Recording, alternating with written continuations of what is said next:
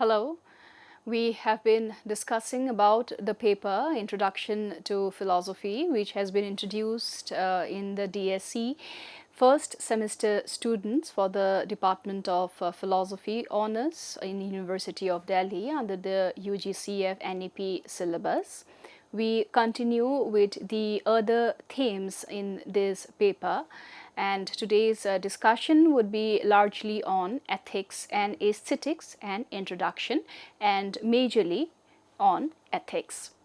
Now, the first question is why do we need to study ethics and aesthetics? What is the significance of the same?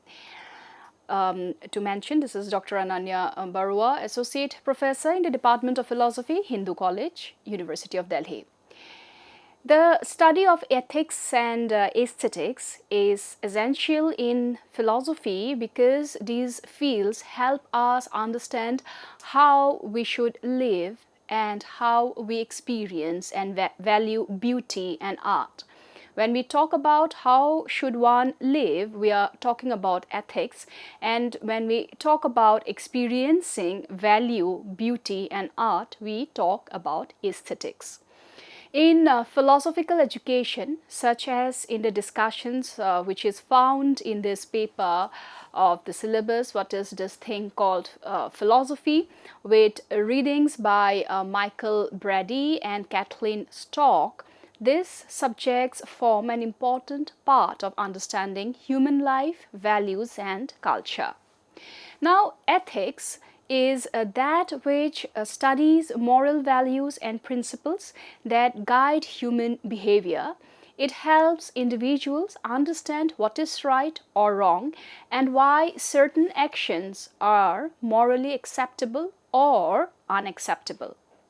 To understand moral decision making in everyday life, people constantly face certain moral choices like should I always tell the truth, or should we refrain from the same? Is it acceptable to break a rule for a greater good? What responsibilities do we have towards others? Ethics provides rational frameworks to evaluate such decisions. Number two, to develop moral responsibility. Studying ethics encourages individuals to become morally responsible and reflective.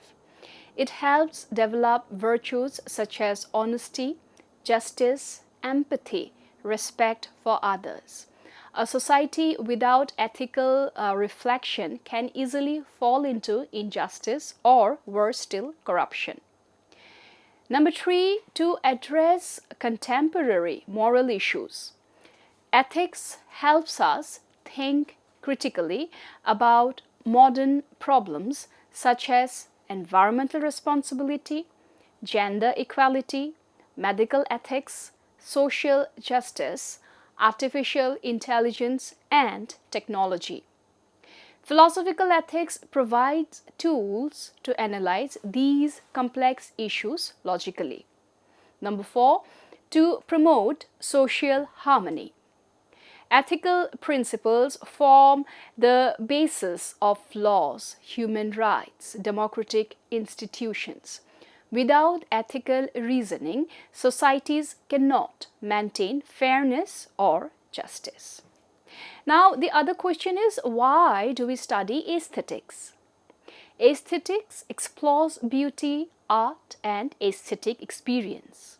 It helps us understand why art matters and how human beings interpret and value artistic expressions. To understand the nature of art, one asks questions like, what is art? What makes something beautiful? How should we interpret artworks? These questions deepen our understanding of artistic creativity and cultural expression. Number two, to develop aesthetic sensibility. Studying aesthetics sharpens our ability to perceive and appreciate beauty in literature, music, painting, architecture, nature. This enhances cultural and intellectual sensitivity. To interpret cultural expressions, art reflects historical experiences, social struggles, and cultural identity. Through aesthetics, we learn how artistic works communicate emotions, ideas, values, social criticism. Thus, aesthetics helps us understand human creativity and imagination. To explore human experience, art often expresses emotions and experiences that ordinary language cannot fully capture. Aesthetic philosophy examines emotional responses to art, creativity and imagination, symbolic meaning in artworks. Relationship between ethics and aesthetics. Although they are separate fields, ethics and aesthetics often intersect. For example, literature and cinema raise moral questions. Political art can challenge injustice. Art can shape people's ethical awareness. For instance, novels or films often explore themes like justice, suffering, freedom, and responsibility. Importance in philosophy and education. Studying ethics and aesthetics helps develop critical thinking, moral reasoning, cultural awareness, intellectual sensitivity. These disciplines encourages students not only to think logically but also to reflect on values, creativity, and the meaning of human life. Now, if we look at the PPT here, we see that the field of ethics, what do we exactly study? And we understand in ethics the right and wrong and guide human behavior. In the field of aesthetics, why should we study it? Because it is to understand beauty, art, and human creativity. Together, ethics and aesthetics help us understand both the moral and cultural dimensions of human existence. So now, broadly, the meaning and scope of ethics is where majorly ethics is known as moral philosophy. It is that branch of philosophy that examines the concepts of right and wrong, good and bad, justice, duty, and moral responsibility. Ethics seeks to understand how individuals ought to act and what principles should guide moral behavior. Ethical inquiry addresses questions such as what makes an action morally right? Why should we follow moral rules? Are moral values objective or relative? Largely, ethics can be divided into three main areas. Number one, normative ethics that studies principles guiding moral actions. Number two, meta-ethics investigates the meaning and nature of moral judgments. Number three, applied ethics applies moral principles to practical issues such as bioethics, environmental ethics, and social justice. Ethics is important because it provides rational foundations for moral decision making and helps individuals and societies establish standards for behavior. Now, one of the most significant questions or central questions in ethics is determining what makes an action morally right or wrong. Philosophers have proposed different theories explaining the basis of morality. Number one, there is something called consequentialism. According to consequentialism, the moral value of an action depends on its outcomes or consequences. An action is right if it produces the greatest amount of happiness or benefit. There is also the deontological ethics. Deontological ethics argues that morality is based on duty, rules, and obligations rather than consequences. Some actions are inherently right or wrong regardless of their outcomes. We also have virtue ethics. Virtue ethics emphasizes moral character rather than rules or consequences. A morally good person cultivates virtues such as honesty, courage, and compassion. These theories provide different frameworks for understanding moral judgments and ethical reasoning.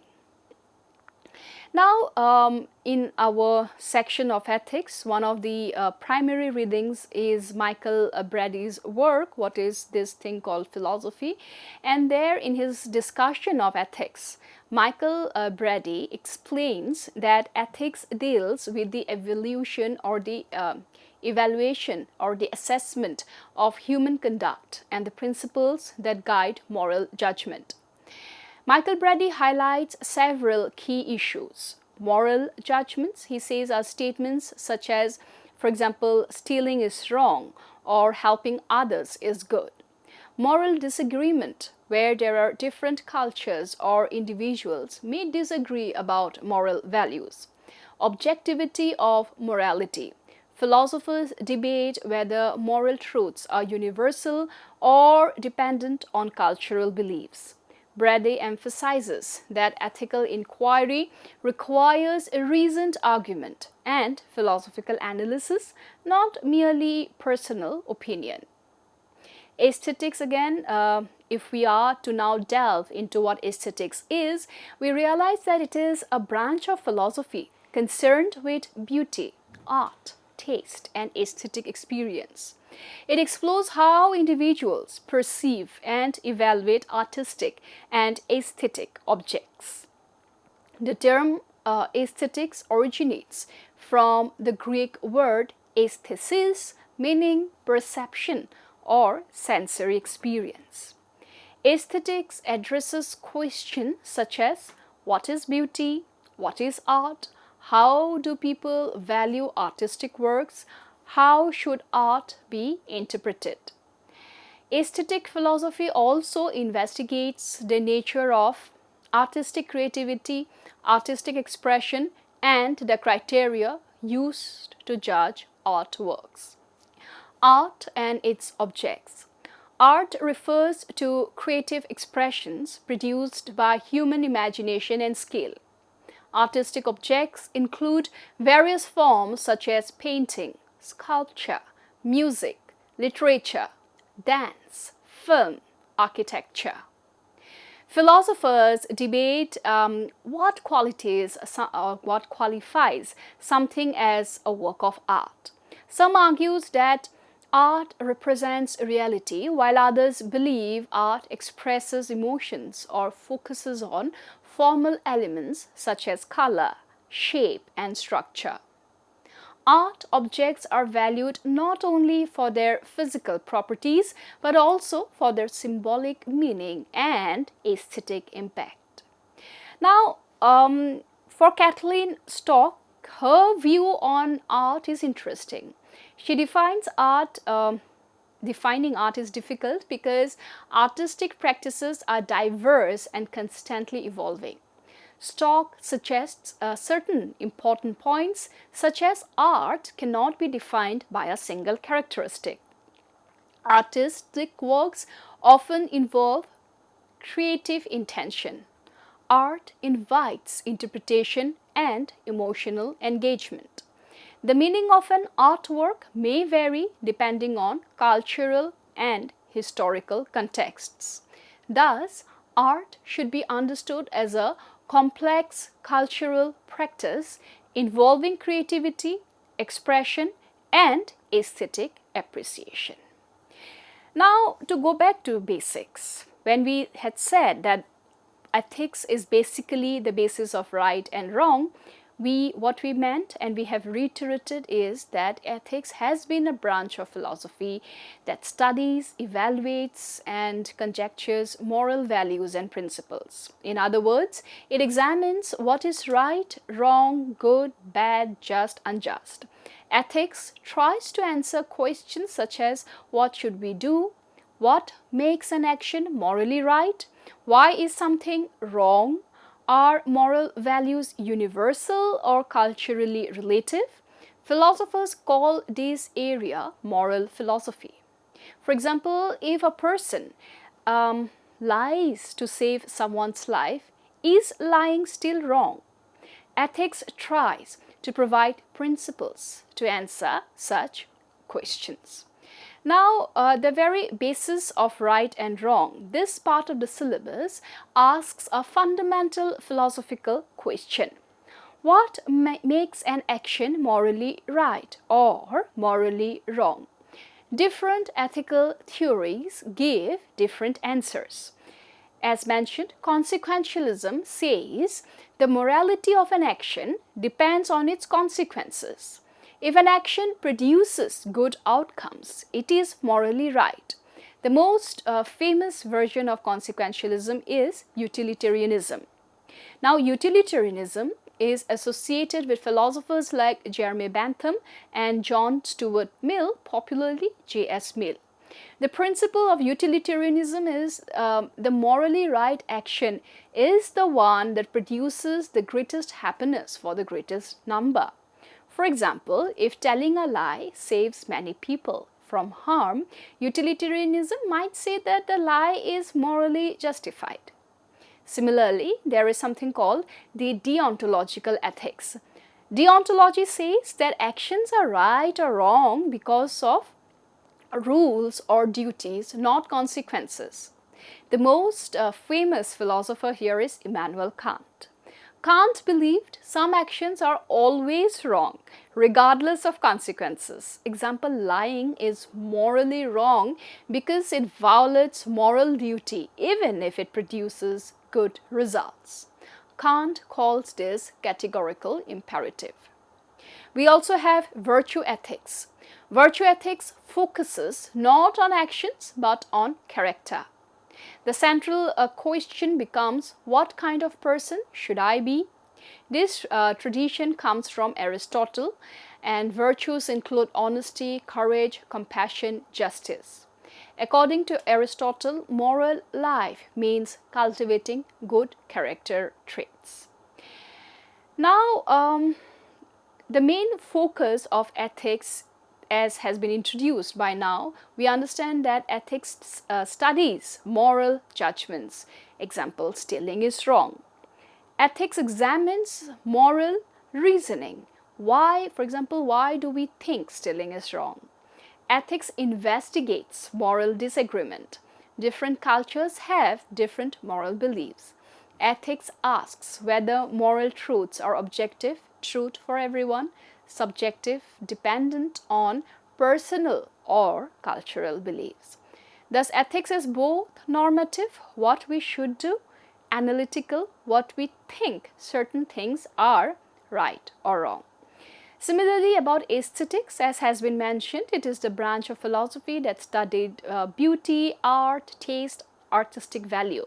The term comes from the Greek word aesthesis. So, aesthetics asks questions such as, what is art? What makes something beautiful? Is beauty subjective or is beauty objective? Now, a central question in aesthetics is, what makes something a work of art? For example, why is a painting art? Is a photography art? Can everyday objects be art? These questions became especially important in modern art. Now, when we talk about the objects of art, we know that art objects include paintings, sculptures, music, literature, dance, film, architecture. Now, philosophers would ask questions like, what gives these objects aesthetic value? How do we interpret them? Several theories have tried to define art. So when we talk about theories of art, we have the representational theory, where they say art represents reality. For example, paintings depicting landscape or people. This theory was prominent in classical philosophy. For example, Plato. We have expression theory. Now, art expresses emotions. This art communicates feelings through the artwork. Example, music expressing sadness or joy. It's associated with thinkers like Leo Tolstoy. However, a footnote which ought to be mentioned here, Plato was critical of people who were into artistic temperaments. For example, someone who paints, he would say that we are already 1 degree away from reality, for the reality that you and I see is a pale imitation of the perfect world that lies outside this world. And what the artists do is they further take us to a different level of reality. So we become 2 or 3 degrees away from the original source of reality. And for him, his source of reality was the theory of forms or ideas. Needless to say, Plato is largely an utopian in this sense.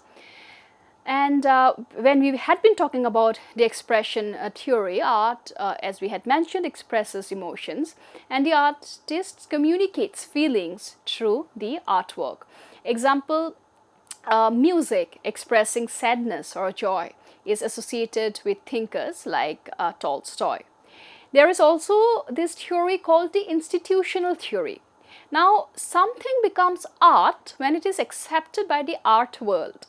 Like the art critiques, the galleries and museums play a huge role associated with George Dickey.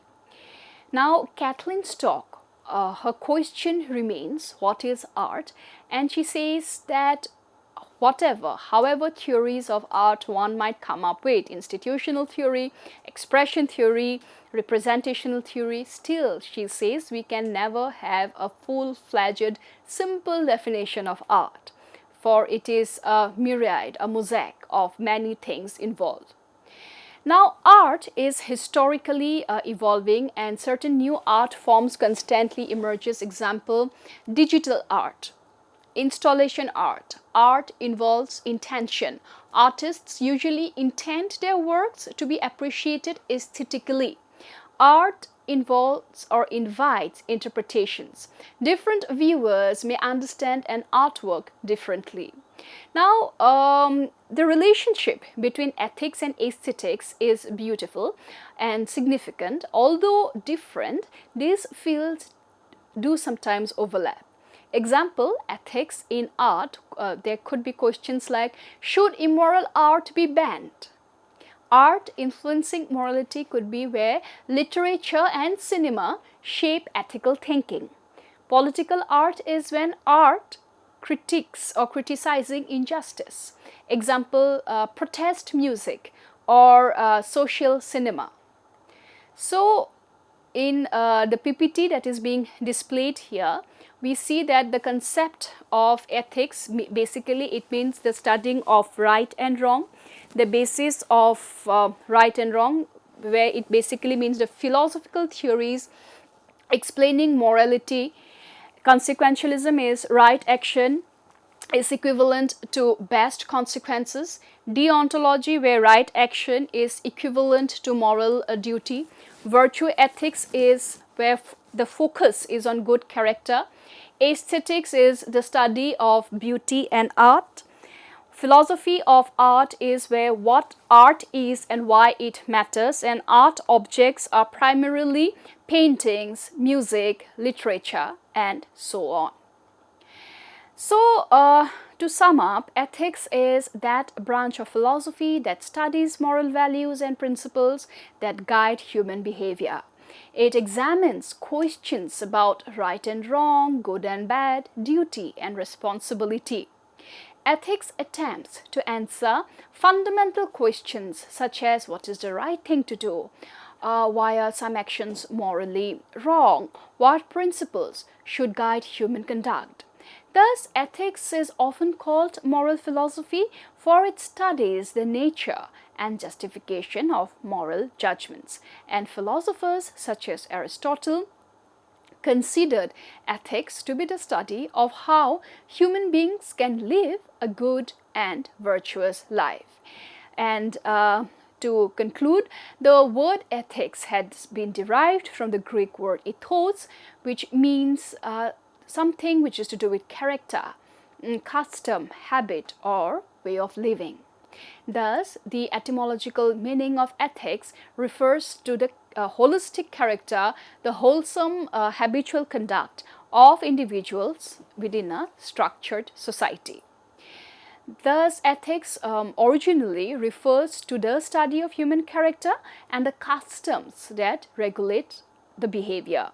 Of course, later philosophers have expanded the meaning to include a lot of concepts, and philosophy, as we understand, is open-ended. It doesn't really stop or pause at one concept. But the major concept or the synonym of ethics has been majorly with morality. The word morality again comes from the later word mores, which means mores, meaning customs, manners, social practices. Both ethics and morality deal with rules governing human behavior, though in philosophy, and this is the very basic difference, morality refers to actual moral practices or beliefs. Ethics refers to the philosophical study and analysis of those practices. One of the central concerns of ethics is to determine what makes actions right or wrong. Now, philosophers, whether we talk about ethically or morally, have been proposing different foundations for moral judgments. Consequences, which we have already mentioned, where some philosophers argue that morality of an action depends on its results of actions. For example, helping others would be considered right because it produces happiness and well-being. Now, when we have to talk about moral rules or duties, we will see that there is, of course, variation. There are certain subtle differences between morality and ethics, and in our next class, we will be briefing on this theme more. Thank you so much.